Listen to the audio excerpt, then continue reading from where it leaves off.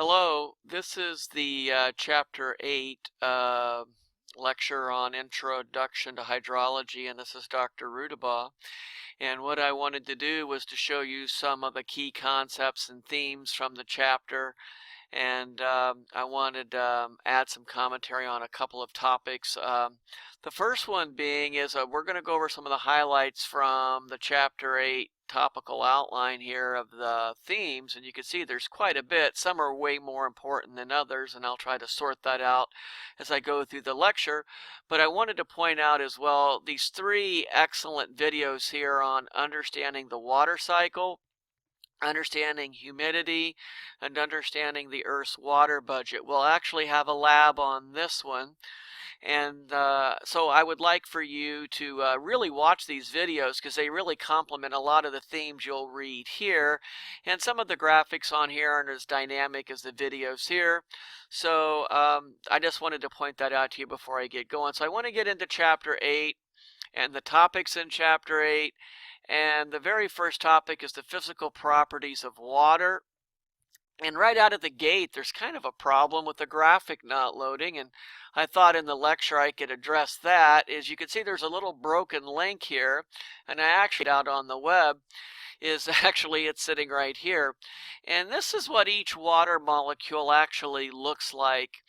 And effectively, this is how water forms its three states. Now, when water forms its three states, it's basically made up of individual water molecules made up of two hydrogen atoms and one oxygen atom, and the north side of the molecule carries a positive charges and the south side of the molecule carries a negative charge. And what you're going through in this entire chapter is to understand that water, through hydrogen bonding, naturally snaps together like two magnets. When the south side of a water molecule gets near the north side of another, the hydrogen atoms snap to the south side of the water molecule, and effectively we can see that water molecules can come together or break apart, and that's what gives us the three states of water. And the three states of water are basically arranged in a variety of ways. And I'm going to go ahead and pause it here, and I'm going to find a graphic that I think really nicely shows it here. Okay, and this is again the graphic that was part of the graphic that was missing. That was a broken link on your lecture, your online notes. Water existing in the frozen state and water in the liquid state, and I'm going to show you water here in the solid state, or on the vapor state. The only thing that really changes is how the molecules are arranged and how much energy they store. And we measure energy in water in calories. And when we talk about water in the frozen phase, we can see that the structure is more rigid, and that's why obviously it's a solid. And effectively, there's a variety of terms that have to occur that we talk about how when you add energy to water, to move water in the frozen phase to water in the liquid phase, you've got to make the kinetic energy levels increase to make the molecules vibrate faster.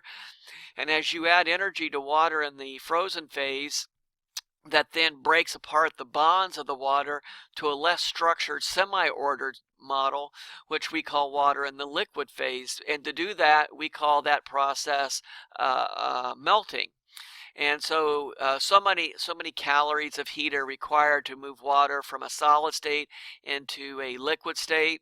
And then in vice versa, if you wanted to go from water in a liquid state, you could go water into a vapor state like here. And as you notice, the spacing and the distance between the molecules gets greater. And we call this, when water goes from a liquid into a gas, we call this evaporation. Fundamentally, much of this entire chapter is talking about how water moves between these three states and how you have to use energy and the terms associated with moving water between one state to another, between a solid to a liquid and into a gas, and how you go back and forth of how when water changes states, you also have terms to describe those state changes. And you have to be familiar with terms like condensation, evaporation, melting, freezing, deposition, and sublimation. And that will all come out if you watch the videos that I have linked and associated with here. And I just want you to pay close attention to that. So when I go back to the lecture here, those pictures were kind of missing here with the broken link, and that's what's missing from these phase changes right here. So I just wanted to give you a heads up. And you can see they already begin to introduce, there's a number of terms that talk about, or concepts that refer to how water has a number of indicators of the energy and the water chemistry that is basically can be influenced and changed over time. And we'll talk a lot about specific heat because water is one of the key surfaces on the earth that can store vast volumes of heat. But this graphic does here load. But you can see here is water, and there is a certain amount of bonding and tension. And at this point, you should already kind of understand when you have water in a certain phase, if you want them to come together, you would cool them off, and that would make water more likely and the bonds to make water bonds to snap together. But if you wanted water to change and actually break apart and go into higher energy states, like to go from a solid to a liquid into a gas, you would want to heat this water up to make the molecules vibrate faster, and you would make them more likely move into higher energy states of water. So one of the key things to remember is that when you look at water, the density of water very much is based upon the temperature.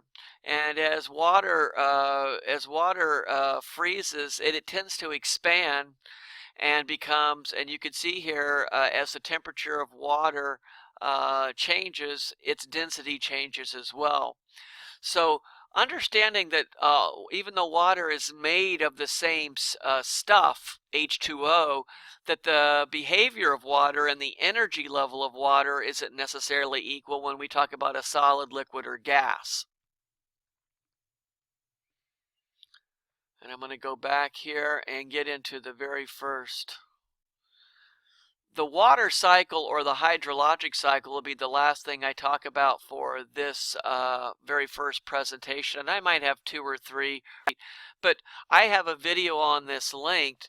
But the water cycle puts it all together to really show you nicely about how water really cycles first from the oceans. And it's effectively water moving from a liquid into a gas is called evaporation.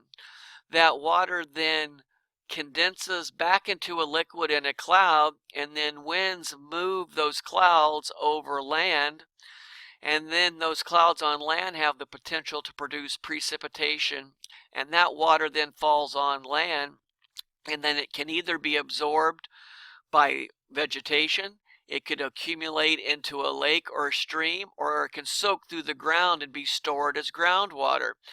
And then some of that surplus of water that falls on land returns back to the ocean, and the whole process starts over in a cycle.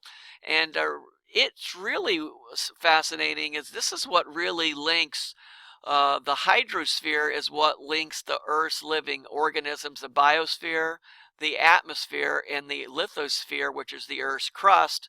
So a biologist studies the biosphere, a meteorologist or climatologist studies the atmosphere, and a geologist studies the lithosphere. But through the water cycle, you can actually see that all 4 areas of science are all linked together through the study of water. We will actually have an exercise called the Water Budget Lab, and it effectively really models how water is stored and how it moves through the Earth's environment from ocean to air to land and back to ocean. And once you understand a water budget, you could really figure out why would a crop fail because of a drought, or what would be some conditions that would lead to a flash flood. And it's a really interesting lab to understand how all these mechanisms can come together. And to be frank, would human civilization really be able to sustain itself if it didn't really understand the water budget or the water cycle? Without understanding the water cycle, would you really have modern agriculture and cities? I would obviously answer not.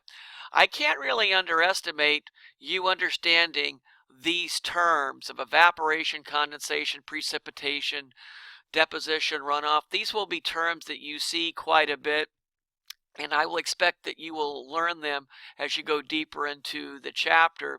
But when we talk about the water cycle, it's very clear that you should understand that not all parts of the water cycle in terms of where water is stored. 97% of the world's water is stored in the ocean, and you could see very rapidly what happens is water is stored in so many other areas on the earth, in the soil, in lakes, in groundwater, in polar ice caps, stored in plants in the biosphere. But when we actually want to figure out where the most of the water is coming from, when it rains or when it snows, if you were a betting person, I'm assuming you would pick up here that you would recognize the oceans are the elephant in the room for us to understand the source of where water comes from. And so this is just a cycle, this is just a graphic here to show you that when water is stored in different areas on the earth, how sometimes for months to up to years to thousands of years, the water stays locked in those different sources around the earth. So for example, water that's in the ground, like when an aquifer we're talking about, it could be sitting there for 100 to 200 years. Whereas we could even get more dramatic, is we could have glaciers storing water and frozen in ice again for upwards of 100 years. So sometimes the water cycle can change over time, and that's the fascinating thing about studying water. As the earth heats up through global warming, where water is being stored can change, and you can only imagine as water melts, is getting melted in a warming environment, some of these numbers would change over time as more water is going from a solid phase into a liquid phase. So I'm going to stop the video right there. We've only been through 2 sections. This was the intro part, and I'm going to very quickly go through some of the highlights here in the second video for part 2 of chapter 8.